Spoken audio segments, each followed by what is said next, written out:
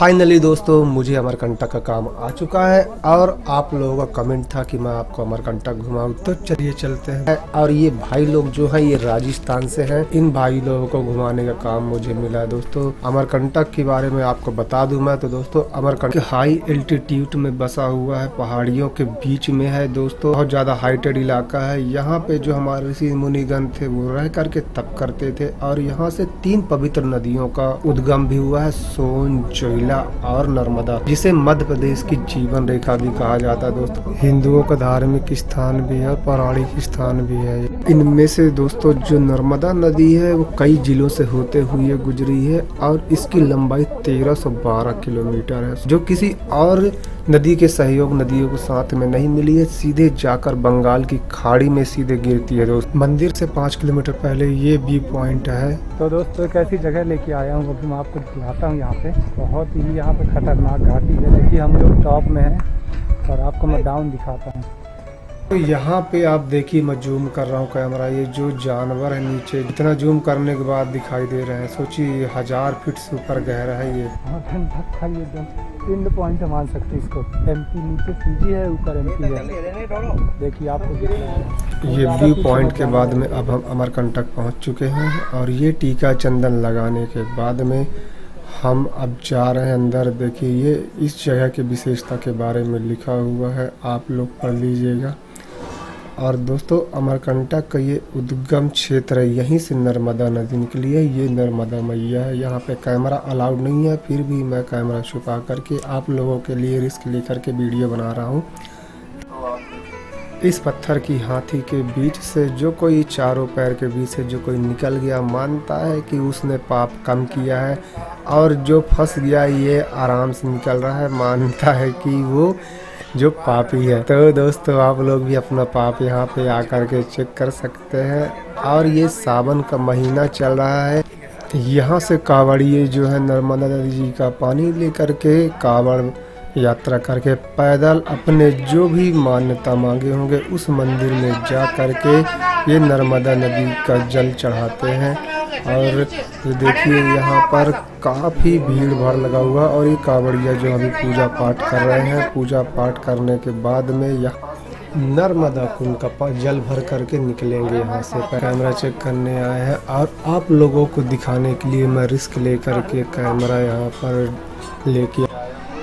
दोस्तों जो ये बैठे हैं ये सब कावड़िया लोग हैं, और कावड़िया जो है ये यहाँ पूजा उनकी हो रही है। अपना जो भी मनोकामना जो भी बोल के आए थे अपने मंदिर में वो सारा कुछ यहाँ पे बोलेंगे। पूजा पाठ हो गई, उसके बाद में यहाँ से जो ये इनकी जो कावड़ जो रखा हुआ है, ये कावड़ की मानता है कि कभी भी जब तक ये अपने मंजिल में पहुँच करके और पूजा जल नहीं चढ़ा देते, पूजा पाठ नहीं कर लेते, तब तक इन कावड़ी को ज़मीन में कावड़ नहीं रख सकते हैं। इस वजह से यहाँ पे टंगाने की व्यवस्था गवर्नमेंट बनाई है यहाँ पास। मतलब 120 फीट हाइट है इसकी सारा। दोस्तों ये है जैन मंदिर और ये जैन समाज द्वारा बनवाया गया। ये इसकी हाइट आप देखेंगे इसके टावर की तो कम से कम 120 फीट की हाइट है इसकी, और ये काफ़ी बड़े एरिया में बनाया गया है। और ये मंदिर है दोस्तों, यहाँ पे कैमरा अलाउड नहीं है, फिर भी आप लोगों के लिए मैं रिस्क लेकर के वीडियो शूट कर रहा हूँ। जबकि यहाँ पे बहुत सारे सिक्योरिटी गार्ड हैं, मुझे देखकर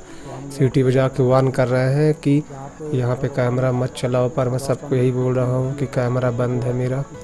पर एक्शन कैमरा होने की वजह से कैमरा छोटा है, इस वजह से मैं ये सब चोरी छुपे वीडियो रिकॉर्ड कर रहा हूँ। देखिए जितने भी कलाकृति यहाँ पे उकेरे गए हैं पिलर में, दीवालों में, बहुत ही एकदम भव्य प्राचीन तरीके से इसका निर्माण किया गया दोस्तों। ये देखिए छत तक में इसके कलाकृति की गई है। लग नहीं रहा है कि अभी का, लग रहा है एंशिएंट काल का है ये, और काफ़ी भव्य दोस्तों। वहाँ जाने के बाद इतनी शांति मिलती है क्योंकि चारों तरफ से जो खुला हुआ है, देखिए पिलर के अलावा ऊपर सिर्फ छत है, तो जब चारों साइड से खुला हुआ तो इसमें इतनी ठंडी हवा आ जा रही है। एक तो अमरकंटक है, तो अमरकंटक जंगल के बीचों बीच है, तो उसका भी एक फ़ायदा हो रहा है। यहाँ पे गर्मी का नामो निशान नहीं दोस्तों। यहाँ पे सोचिए गर्मी के टाइम पे बारिश हो जाती है, ऑटोमेटिक कोहरे गिरने लगते हैं। इतना अच्छा यहाँ का क्लाइमेट है। यहाँ का ये फर्श जितने भी हैं बहुत ही प्राचीन तरीके से बनाया गया। अब दोस्तों ये अगली जगह है, इसे माई की बगिया कहते हैं। माई की बगिया इसलिए जय कहा श्री राम जाता है बाबा जी। क्योंकि यहाँ पे जो नर्मदा माई है उन्होंने अपना बगिया लगाया हुआ था। बहुत प्रकार के यहाँ पेड़ पौधे हैं, लेकिन यहाँ आश्चर्य की बात यह है दोस्तों कि यहाँ पर जितने भी पेड़ आप पाओगे कम से कम नहीं तो 70-80 फीट 100 फीट की हर पेड़, ये कटहल का पेड़ दिखा रहा हूँ देखिए 70 फीट 80 फीट 100 फीट इतनी इनकी हाइट है। बरगद का पेड़ आप ये ले लो, ये भी कम से कम 70-80 फीट। मतलब यहाँ पे कोई भी पेड़ ज़्यादा मोटा नहीं है, सिर्फ ये लंबे यहाँ पे ज़्यादा है क्योंकि यहाँ पे ज़मीन तक जो है सूरज की रोशनी पहुँच नहीं पाती। तो यहाँ पे जो पेड़ है सूरज की ये है सोनभद्र, जो कि इतनी यहाँ से सोन नदी का जो उद्गम क्षेत्र है और यहाँ इतनी पतली सी धार निकली है और आगे जा कर के एक विशाल नदी का रूप ले लेती है। ये इसकी खासियत ये है कि यहाँ से जो इसका जो झरना गिरता है सोनभद्र का, वो आगे जा कर के ये झरने के नीचे से अंडरग्राउंड हो गई है। मतलब 70-80 किलोमीटर कहीं पे दिखाई नहीं देती यहाँ, और 70-80 किलोमीटर के आगे से सीधे नदी के रूप में, विशाल नदी के रूप में निकलती है।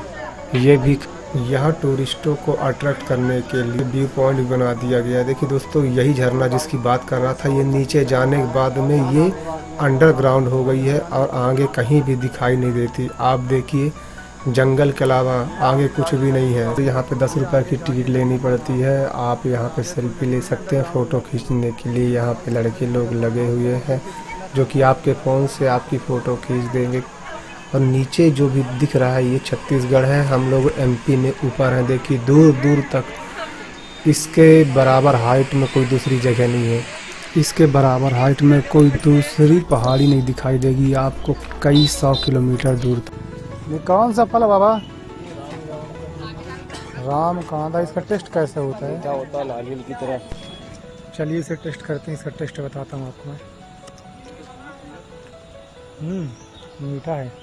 ये नर्मदा नदी का ही झरना है जो कि आगे कुंड से स्टोर हो करके और ये झरना यहाँ पे बनता है। यहाँ पास भी व्यू पॉइंट बना दिया गया है। और इस जगह की खासियत ये है, यहाँ इतने हाइट पहाड़ के नीचे पे गुफा है जहाँ पे ऋषि दुर्वासा जो रह करके तप किए थे, उनकी गुफा आज भी है, जो कि टूरिस्टों के अट्रैक्ट का एक अच्छा जगह है। और यहाँ पे देखिए नदी के किनारे किनारे में ही आगे बढ़ते हुए जाना पड़ता है। बहुत ही अच्छी जगह है दोस्तों। बाढ़ के टाइम पे यहाँ पे जो जल स्तर गुफा के हाइटेड तक पहुँच जाती है। बहुत ही अच्छी जगह है। और मैं आपको अंदर चल के दिखा रहा हूँ। देखिए कितना हाइट में पहाड़ है।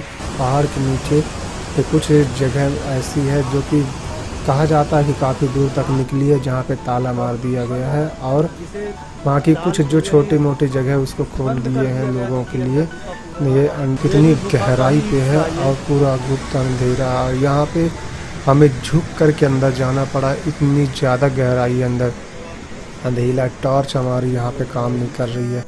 और यहाँ से कई सारे रास्ते अंदर की ओर गए हैं जिसे बंद कर दिया गया, जहाँ पे जाना अलाउड नहीं है बिल्कुल भी। और माना जाता है कि ये पांडव काल से जुड़ी हुई गुफा। और यहाँ हमारे जो ऋषि मुनि जो थे यहीं से अंडरग्राउंड, क्योंकि उस टाइम पे बहुत सारे यहाँ पे जानवरों का होना यहाँ पे पाया जाता था, जिससे कि ऋषि मुनि एक दूसरे से इन्हीं गुफाओं के द्वारा लिंक थे। देखिए यहाँ पे ये मंदिर भी बना दी गई है। और मंदिर के पीछे से एक बहुत बड़ी और सुरंग है जिसे बंद कर दिया गया। ये बगल में भी देखिए सुरंग है। चारों तरफ गुफा के अंदर सुरंग है। 4 सुरंगें तो यहीं पास है। यहाँ घूमने के लिए और भी जगह है, लेकिन समय के अभाव के कारण अब हम यहीं से लौट रहे हैं दोस्तों। बहुत ही ज़्यादा भाई लोगों को बहुत ही मज़ा आया, जगह पे बहुत इंजॉय किए।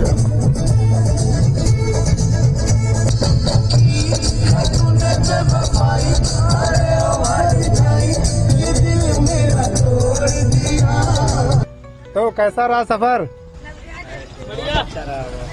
बढ़िया। मजा आया नहीं? मजा आया कि नहीं? मजा, मस्त मजा आया।